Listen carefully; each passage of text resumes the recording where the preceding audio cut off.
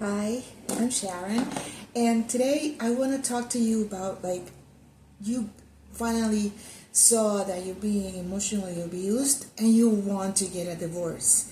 So I want to tell you what are the steps that you can take and things that you have to consider before getting a divorce. Because divorce from an emotional relationship is not the same as a normal divorce. Um, this is totally different, okay? And the reactions of the partner are different too. So, things that you have to consider first, okay?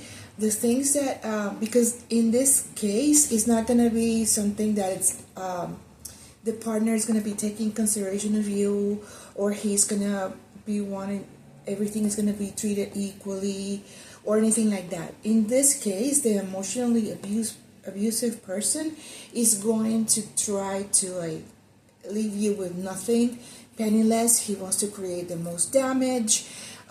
So you have to see things as on the defensive. You need to be ready to defend yourself in all situations, financially, emotionally, in all the ways you can. Okay, so the first thing you need to look at is your budget. Okay, are you working right now as a married couple, or you are home with your kids? That's something that you need to consider, because you will have to have salary after you get divorced, okay? Or even before, because I'm going to explain you what happens, okay? So if you right now are not working, or if you're working, it doesn't matter. You need to make a budget, okay? If you don't know what a budget is, you're going to take your bank account, and my bank account was joined with him, so I don't know how you would do this, but if you can look at all your expenses and all the bank's accounts that you have, and that's where you're going to get your rent, the mortgage, credit card payments, internet, water, heat, if it's gas or oil, and car payments, the food. You can get an estimate of how much you spend with your kids or your own food and gasoline, okay? And then the extras will be like clothes and other expenses that you have in your house, things that you buy on Amazon, or extra things that you buy, okay? Because the fixed expenses are the ones that you have to really look at, because you cannot live without those, okay? So you have to have enough money to cover those expenses, okay? So you have to sit down and just do that. And if you can look at different months, because sometimes expenses change with different months, and then you're going to look at your salary. If you're not earning a salary right now, if you're not working, you need to get a part-time job or try to get a job. If you don't have a career, you can start studying to do something. You can try to find financial help to go to school, or try to arrange your schedule. Try to plan and see how you can do this, okay? You have to find childcare, or do study online, but you need to get a skill or something that you can do so you can get a job. Because once you get divorced, you won't have that extra income from your husband. You will have to be on your own, and it takes a while to get child support. After the divorce gets settled, then you get child support, but divorce sometimes takes time, and you need to have money, okay? Because what happened to me was that as soon as I gave him the divorce papers, he took the money out of our joint account, and so I was left with no money to pay for expenses or the bills that were under my name. I don't know why, but all the bills were under my name. So if you can try to switch that before you get a divorce, try to switch the bills under his name. And we didn't have money to buy any groceries, and I couldn't get food stamps because I had to provide my taxes. And in my tax, it reflected I was married to him and the income was together, but I didn't have any money. So you need to either open your own bank account with your savings, little by little. You can put some savings there so you can cover yourself up, because sometimes that takes time, okay? So you need to have some money put aside for you to defend yourself and to cover yourself, okay? And then the second thing that you need to do is you need to consider some things. Like, how do you feel about your kids having to spend half the time with him or his family? Because that happened to me when my kids were little. My daughter was 4, and I was a little bit scared of like allowing her to be by herself with her dad, because her family had some problems, drinking problems and things like that. So I was a little bit reluctant about that. Also, you need to see other considerations, like what if you know that there's a pedophile in his family, and you have your kids are young and they're gonna be staying there, and you're not like watching them, so you don't know what's gonna happen. Okay, for example, my son had like tree nut allergies, and every time we went to his family's house, they would offer him tree nuts. Like, I don't know, like it was part of a snack that they did all the time. So and all the food, I had to bring the food that he was going to eat, because he was very allergic. He had to wear he had to have like EpiPen everywhere he went. So I was very concerned about that, and that they always thought that I was like being too exaggerated or something, and it was like life-threatening allergy. So I had to, be so careful about that. So that was something that worried me a lot. Another thing was also that I was like not very trusting of his care for the kids. When my son was a baby, I started working on Saturdays to help support, the family and stuff. And I found out my ex-husband told me that he had left the baby with a stranger in the field because he wanted to go play soccer. Because the baby, when he go home, he had an asthma attack, and because he was in the grass all day, and he was allergic to grass and pollen and all that stuff, so he had an asthma attack, so I had to go to the hospital. So I had to stop working. But the thing is that I could not trust. He's scared too much, so that was something that really concerned me. So that's why I didn't want to get divorced when the kids were young. But you can think about those things. It's all up to you. So in my case, I waited until they were a little bit older. Another thing that you need to think about is your finances, okay? You need to read about divorce and finances, because you need to think about, in your state, how does this work? Like, for example, in my state, Massachusetts, everything has to be divided by half. So either the house that you live in, even though my family, my parents, they put the down payment on the house. After all those years, everything gets dissolved, and then there's no way to take your money unless you have a prenup agreement.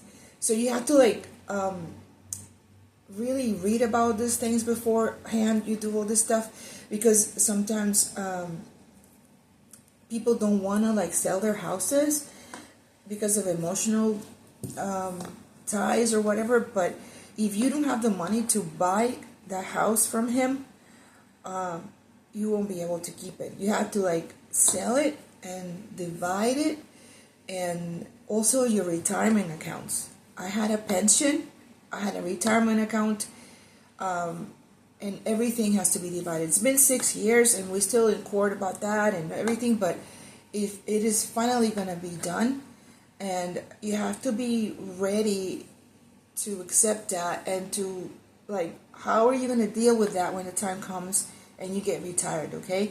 Because you have to look at your age. When are you going to retire? How are you going to get money? Right now, I'm retired from the school system in Massachusetts, and it's not enough, so I'm working a full-time job. And now we'll have to even work more or get another source of income, because once the retirement gets cut in half, I'll have less money. And Florida is super expensive, and things are super expensive right now. So that's another thing that you have to consider. Okay. Another thing that you have to do is you have to get a lawyer. I went to court without a lawyer. I mean, I read all these books before and everything. I went to a non-profit organization that offer like legal help, but they didn't provide me with a lawyer. They gave me like it's like a paper that you have to present in court, and the lawyers know how to do that. But like he had a lawyer, and I found out later that he paid $10,000 for that lawyer just to get the first, her first day in court. So it is expensive. I went to a lawyer with my sister when she was here before I did the divorce papers, and she just to like sign the contract with her was $5,000. And after that, everything it just adds up. So everything that you're gonna earn from your house is gonna be, our house we had already like refinanced it twice. So when we sold it, we didn't have that much profit from it. So everything else gets like paid in lawyers. So that you have to be ready for this. Okay, so because it happens, it's just the lawyers. They keep like asking you for money. Every hour that you spend with a lawyer, they charge you for it. Okay, so I went to court without a lawyer, and she was so good. I had just like I fell from the stairs, so I had a cast and everything. And I was super tired to be in court all day, so she like it was so draining just to be there and just like arguing with her. And she wanted to do this agreement, and she wanted me to agree to all these things. I was not sure what was I signing, but at the end, thank God, the court gave me because he wanted custody of our daughter too, so I had to pay him like child support, and I was like, how am I gonna pay child support? I earn half of the money that you earn. But anyway, the thing is that thankfully the court gave me custody of my daughter, and then through this agency that was non-profit, they gave me names of some lawyers that charge less money. So I went with this lawyer, and he helped me to go to court again, and because you go to court like sometimes more than once, and so he had to be there to like it's like he represents you, but once there's a lawyer, there's like more respect from the court somehow. So, and they know the law, and they know what's going to happen, and they can tell you what's going to happen. So it's always good to have a lawyer. I asked for my mother if she could like lend me some money, and she said no. So thankfully, a friend of mine told me, why don't you just get a credit card? I didn't have a credit card. I didn't know how credit cards worked. So I just like went to this lawyer, and I paid him with the credit card. And that's how come I'm still paying for that credit card anyway. But like, just like so that you can have that legal help, okay? Because it's going to be so tough to be there with our lawyer. Another thing is that things in court take a long time. Like, for example, the court said that day that he had 2 months to leave. So I had to be in the house 2 months with him. And it was tense. It's hard. So during this time, you need to like be prepared, and hopefully you can move to another room, and you can have all your things in your room, and you can start preparing mentally for what's going to happen, and what are you going to do? Are you going to rent an apartment? Because once you're not going to have your house anymore, so you have to look for apartments. There's some apartments that are income-based that you can look at. There's sometimes waiting lists, so I would just like advise you to start looking. Where do you want to go? Where do you want to live? Do you want to change your job? And also during this time, try to keep distracted, because just by being, your mind is gonna race like crazy, and you are gonna want to worry so much all the time. Like, I started crying when I was at work. I started crying. It was like emotionally is very taxing. So you have to be like meditating. You have to be strong.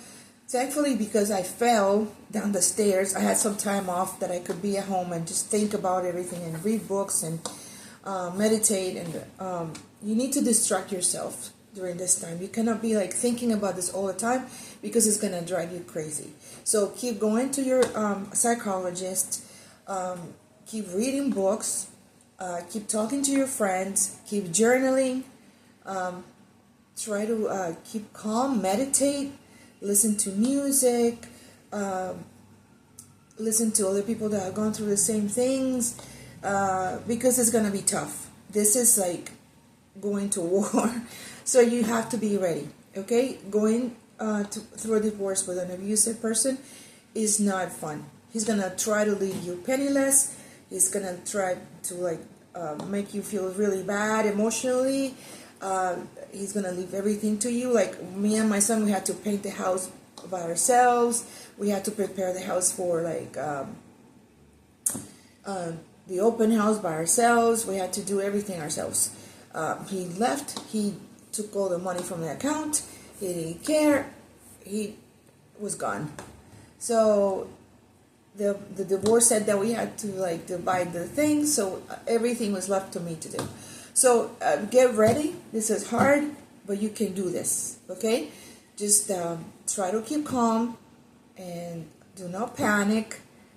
God is with you. Hold on to your faith and just do it. Okay? It's gonna be better at the end. Bye and have a good day.